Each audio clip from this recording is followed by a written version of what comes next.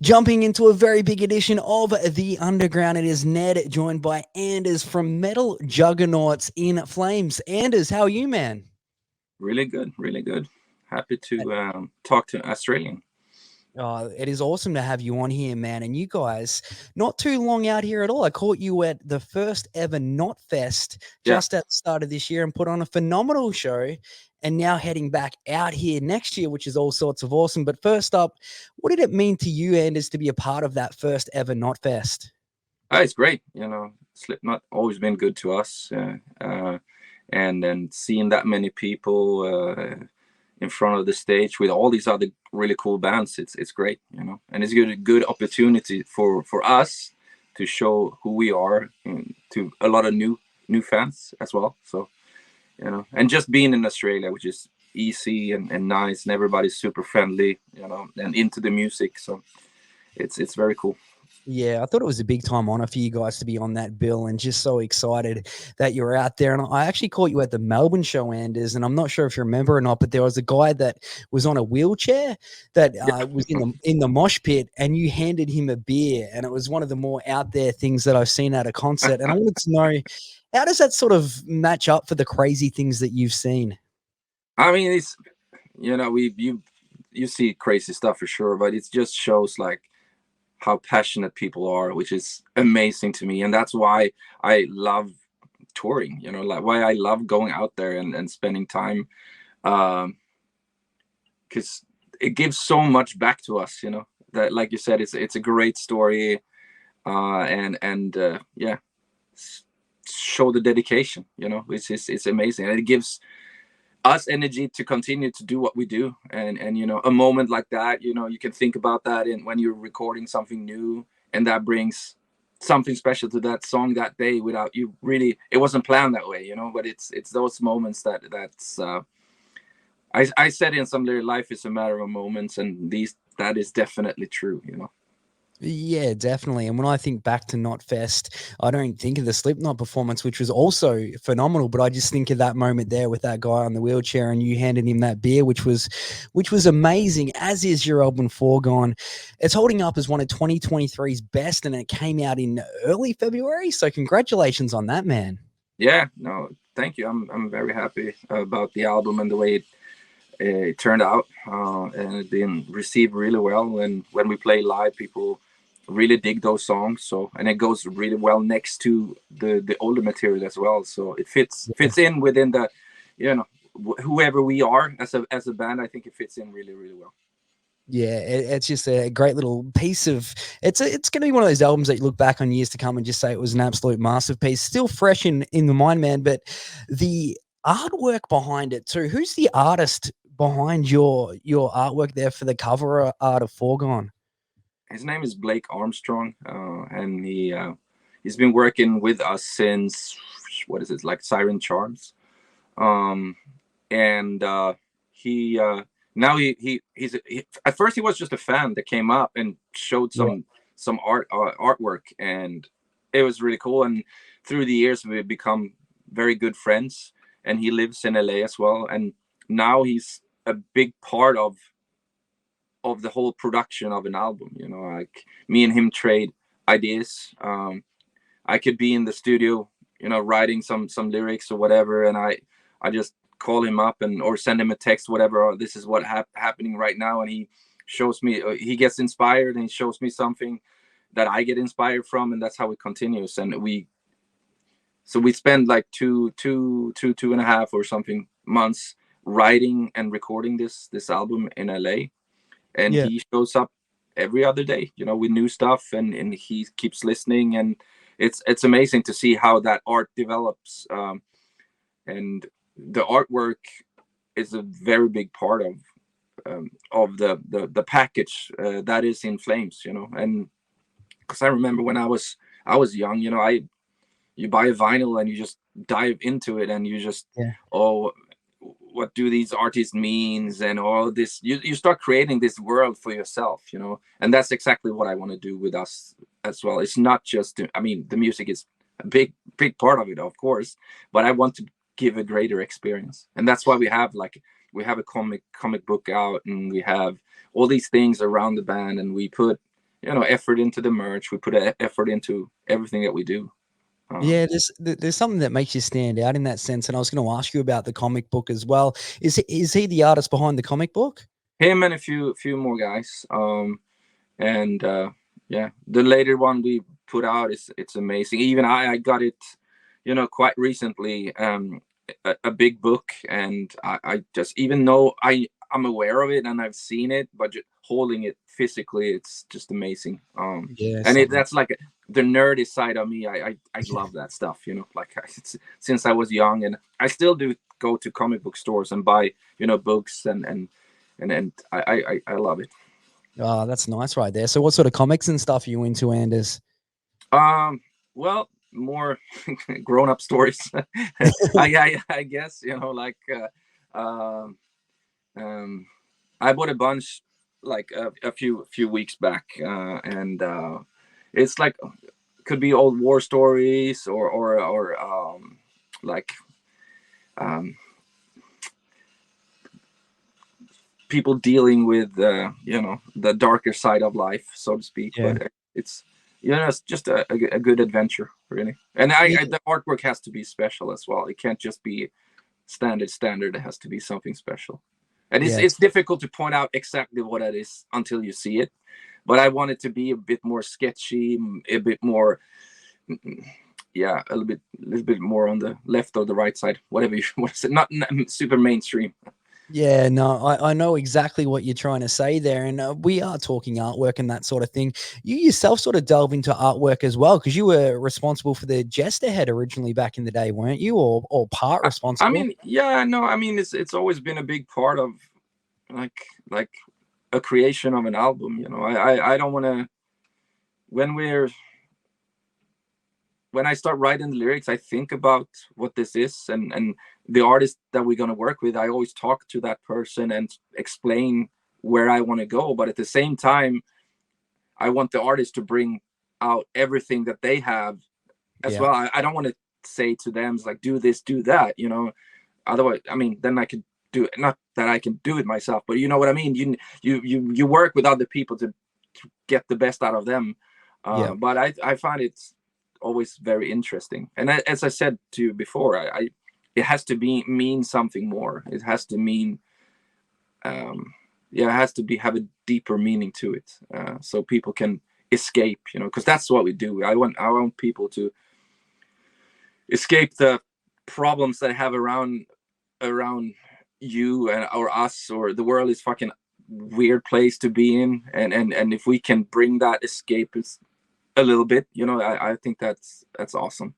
Yeah, no, I couldn't agree more on that. And just switching things up, and as I see Meet Your Maker is up for a Grammy. So even though you guys are sort of, like you're talking about escaping from the real world sort of thing, it's like the mainstream's kind of getting behind you because you're that big. What's it mean to you that one's up for a Grammy? I don't know if that's true, but if it would be that way, it would be amazing. So I mean,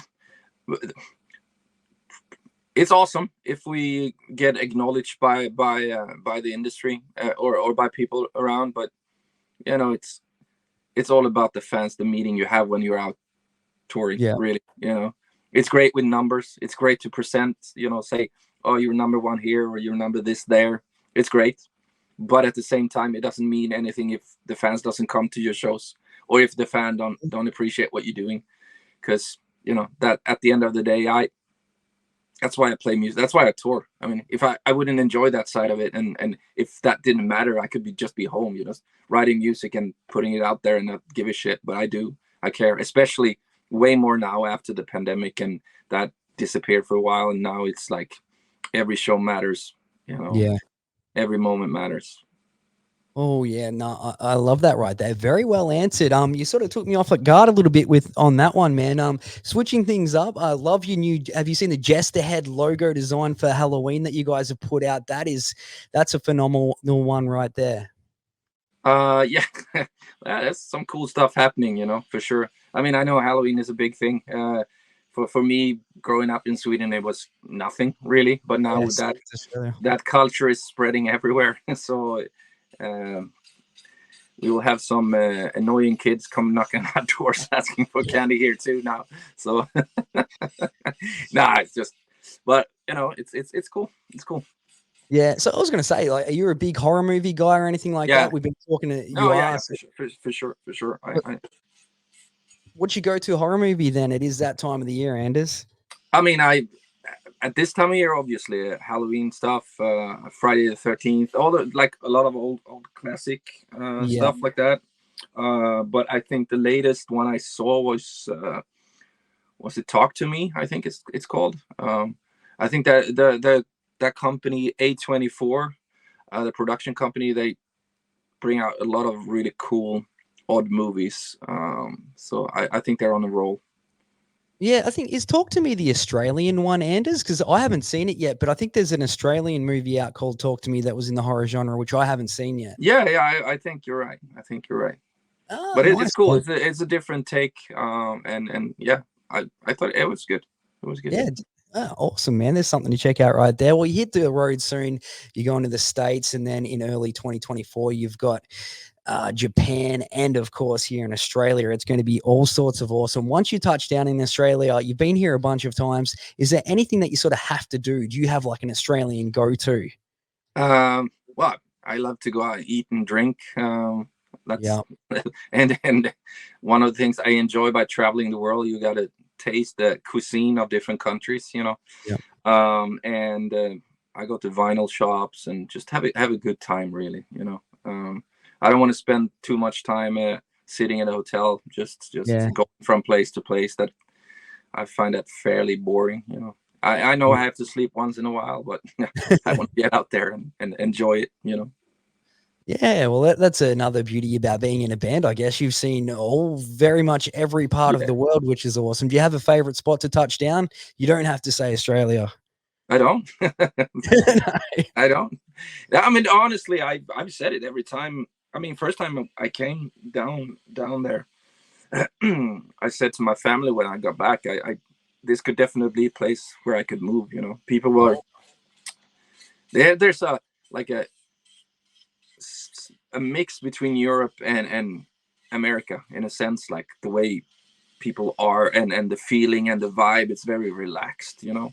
Yeah. So I enjoy it quite a bit. It's a little bit off our normal, you know, to live there, and every time I have to go on tour, it's quite a stretch, you know, like you have to, so that maybe is not convenient to me, but if it wasn't for that part, I could easily move there for sure.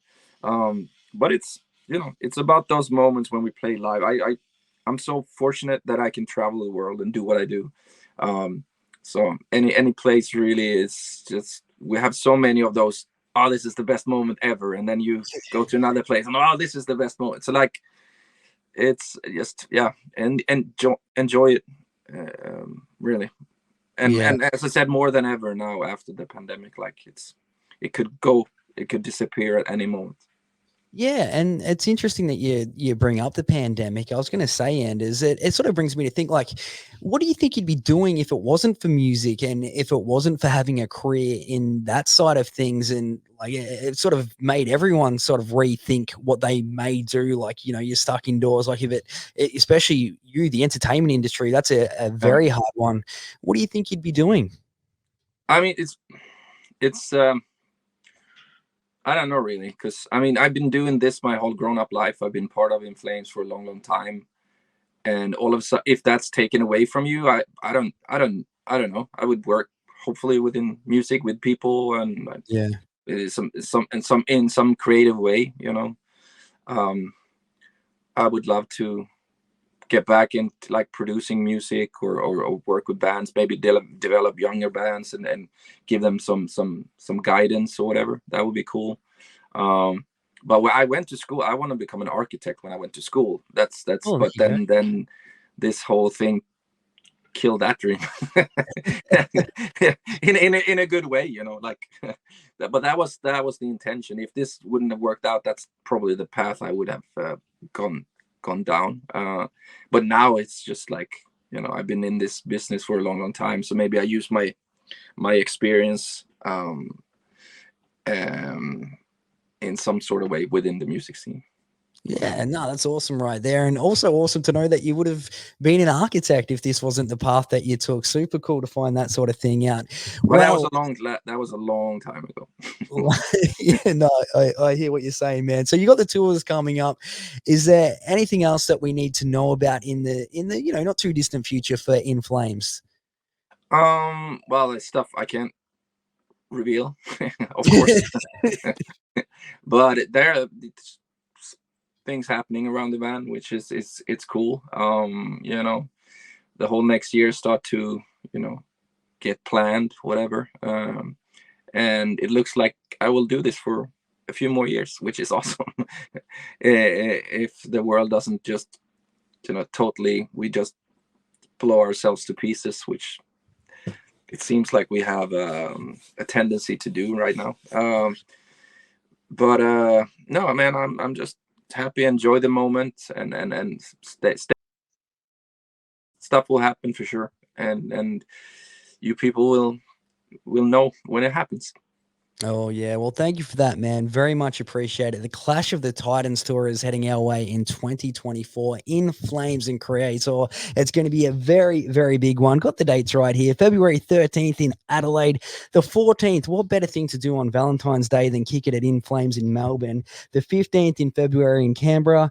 The 17th in Sydney, and wrapping things up in the 18th in Brisbane. Tickets will be live very, very soon for that one. Thank you so much, Anders, for taking time out. Very much appreciate it. Thank you very much. Looking forward to come down there for sure.